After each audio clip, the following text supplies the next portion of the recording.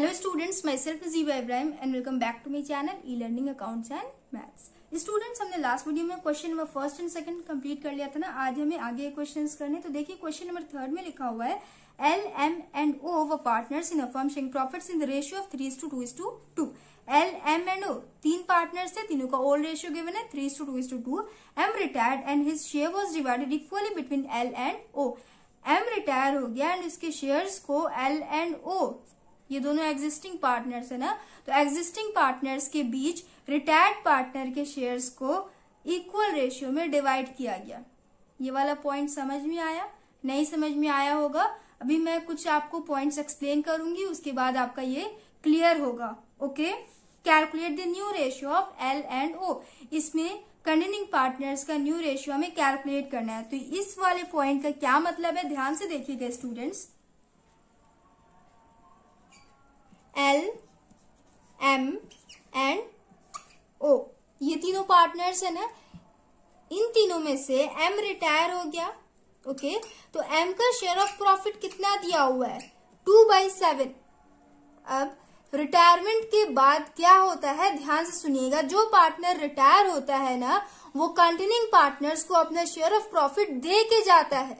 Okay, तो यहाँ पे कंटेनिंग पार्टनर्स कौन कौन से हैं, L and O है ना। L and O अब कंटेनिंग पार्टनर्स हैं। तो जब रिटायर्ड पार्टनर अपना share of profit L and O को दे के जा रहा है, तो ये दोनों पार्टनर्स इसका शेयर ऑफ प्रॉफिट गेन करेंगे ना, गेन करेंगे ना। इसीलिए कंटेनिंग पार्टनर्स गेनिंग पार्टनर्स कहलाते हैं।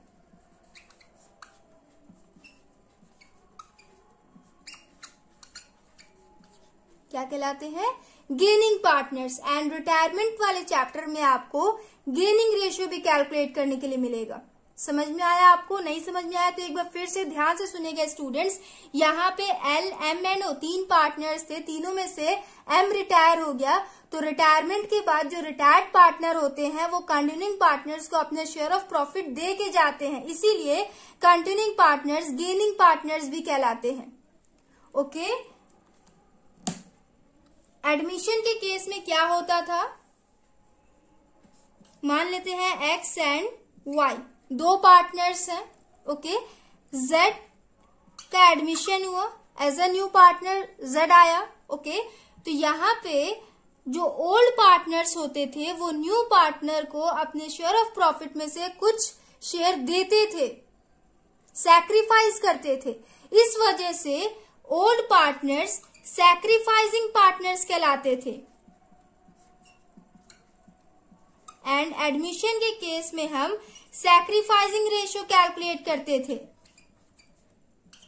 यहाँ पे जब Z as a new partner आएगा फर्म में, तो X एंड Y ये दोनों पार्टनर्स अपने शेयर ऑफ प्रॉफिट में से कुछ शेयर्स Z को देंगे। तो उस केस में ओल्ड पार्टनर सैक्रिफाइसिंग पार्टनर्स कहलाते थे and new partner gaining partner कहलाता था। अगर आपको याद होगा तो आपको ये वाला पॉइंट समझ में आया होगा। फिर से क्वेश्चन पढ़ेंगे। यहाँ लिखा हुआ है L, M एंड O ये तीनों पार्टनर्स थे, तीनों का प्रॉफिट शेयरिंग रेशियो गिवन है 3:2:2।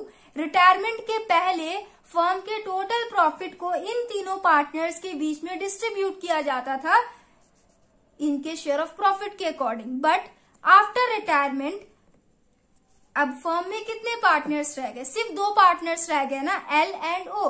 तो फर्म के टोटल प्रॉफिट को जहां तीन पार्टनर्स के बीच में डिवाइड किया जाता था, अब सिर्फ दो पार्टनर्स के बीच में डिवाइड किया जाएगा। रिटायरमेंट के बाद टोटल प्रॉफिट को किस रेशियो में डिवाइड किया जाएगा, तो यहाँ पे हमें वही रेशियो कैलकुलेट करना है जिसे हम न्यू रेशियो कहते हैं। तो देखिए स्टूडेंट्स, मैंने आपको अभी बताया ना, रिटायर्ड पार्टनर कंटिन्यूइंग पार्टनर्स को अपना शेयर ऑफ प्रॉफिट दे के जाते हैं। तो यहाँ लिखा हुआ है M रिटायर हो गया and his share was divided. His मतलब M का share was divided equally between L and O। M के शेयर को L एंड O के बीच इक्वल रेशियो में डिवाइड किया जाएगा। ओके, समझ में आया आपको? अब देखिए लास्ट वीडियो अगर आपने मेरा देखा होगा तो मैंने आपको उसमें बताया था कि जब भी आपके क्वेश्चन में न्यू रेशियो से रिलेटेड कोई भी इंफॉर्मेशन गिवन ना हो तो उस केस में हम ये समझते हैं कि कंटिन्यूइंग पार्टनर्स का जितना ओल्ड रेशियो होगा उतना ही न्यू रेशियो भी होगा। ओके, तो उसका सोल्यूशन काफी इजी होता था।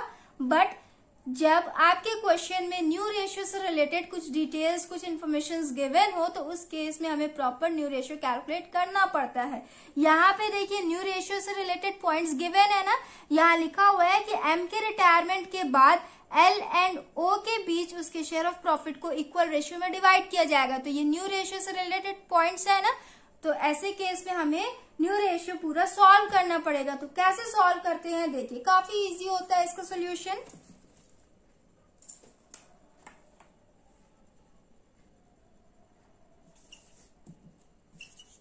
Question number 3, AIIMS share will be divided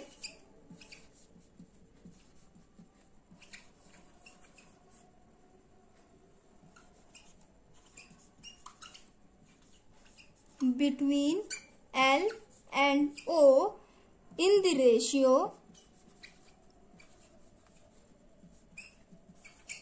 equally लिखा हुआ है ना, दो पार्टनर्स है तो 1:1। अगर कंटिन्यूइंग पार्टनर्स 3 होते तो 1:1:1 होता। ओके, दो पार्टनर्स के बीच में इक्वली डिवाइड किया जाएगा ना, तो उसे हम 1:1 कहेंगे। अब देखिए कंटिन्यूइंग पार्टनर्स कितना कितना शेयर गेन करेंगे, अब हम वो कैलकुलेट करते हैं। ओके, एल विल गेन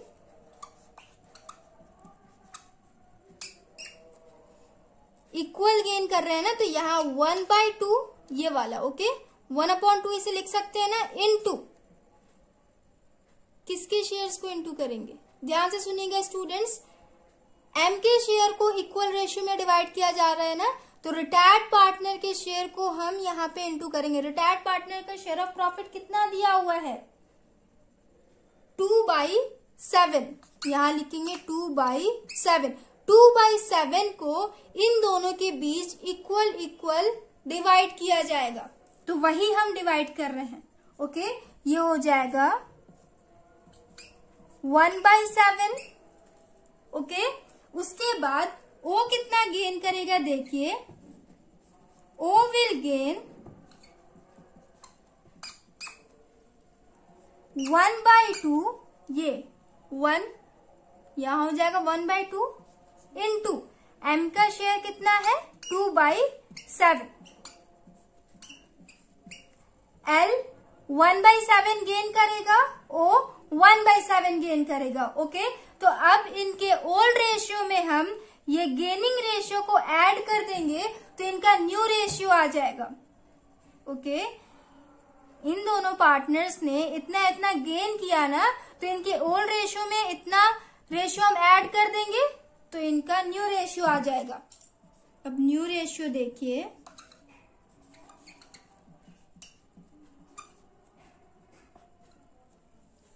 सबसे पहले एल का कैलकुलेट करेंगे। एल का ओल्ड रेशियो कितना दिया हुआ है 3/7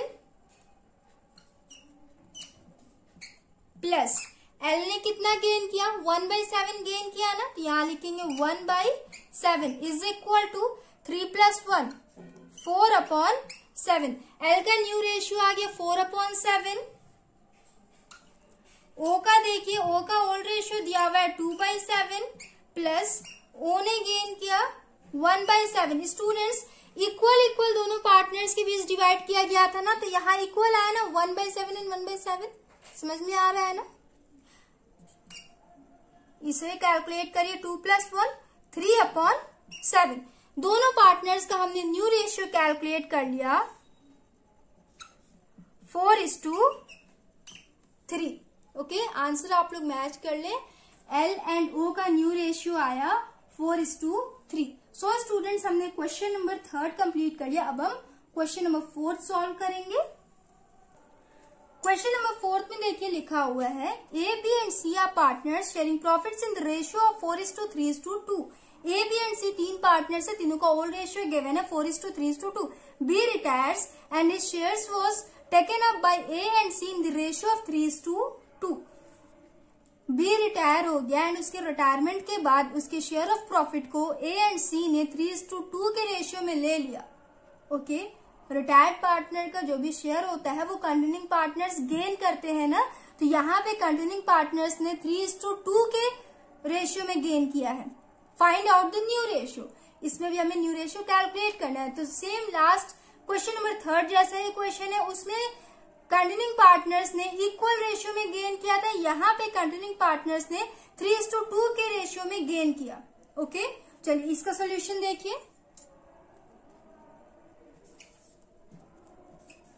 क्वेश्चन नंबर 4, बी रिटायर हुआ है ना,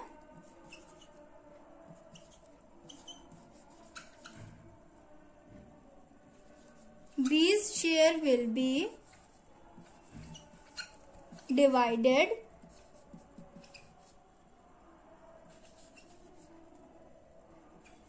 between A and C in the ratio, किस रेशियो में डिवाइड किया गया? 3:2 के रेशियो में।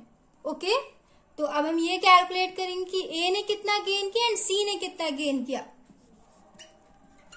ए will gain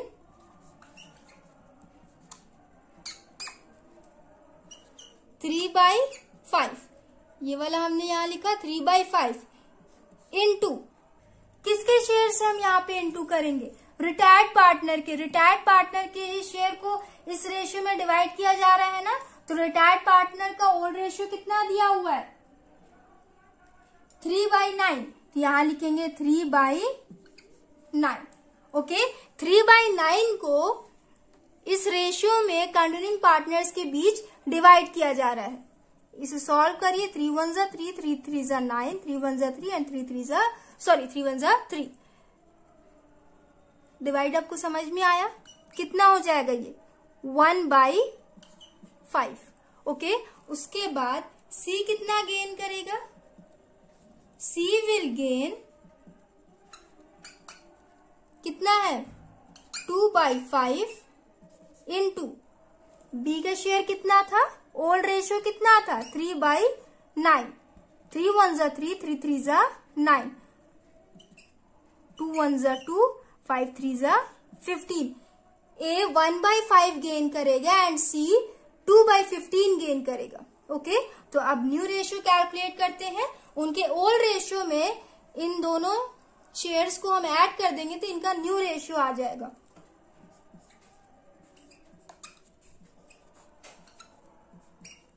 new ratio A का देखिए, ए का ओल्ड रेशियो कितना दिया हुआ है? 4/9 दिया हुआ है ना, यहां लिखेंगे 4/9 प्लस ए ने कितना गेन किया? 1/5, तो यहां लिखेंगे 1/5 is equal to LCM calculate करिए, ये हो जाएगा 45। 9 5 जा 45, 5 4 जा 20 प्लस 5 9 जा 45, 9 1 जा 9 इज इक्वल टू ये हो जाएगा 29/45। ए का न्यू रेशियो आ गया। उसके बाद सी का देखिए, सी का ओल्ड रेशियो दिया हुआ है 2/9 प्लस सी ने कितना गेन किया? 2/15।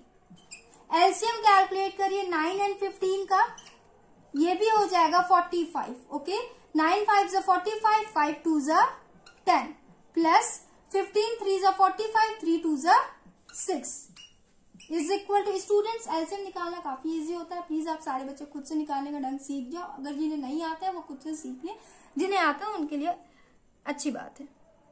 10 + 6 ये हो जाएगा 16/45। ओके स्टूडेंट्स, हमने ए एंड सी इन दोनों का न्यू रेशियो कैलकुलेट कर लिया है। 29:16 आंसर आप लोग मैच कर ले। क्वेश्चन नंबर 4 का आंसर आया है 29:16। सो स्टूडेंट्स, हमने क्वेश्चन नंबर 3 एंड 4 कंप्लीट कर लिया है। आई होप आप लोग को दोनों क्वेश्चन समझ में आए हो। सो स्टूडेंट्स, नेक्स्ट वीडियो में हम आगे क्वेश्चंस करेंगे। So if you like video then please like and comment and do subscribe my channel. Thanks for watching.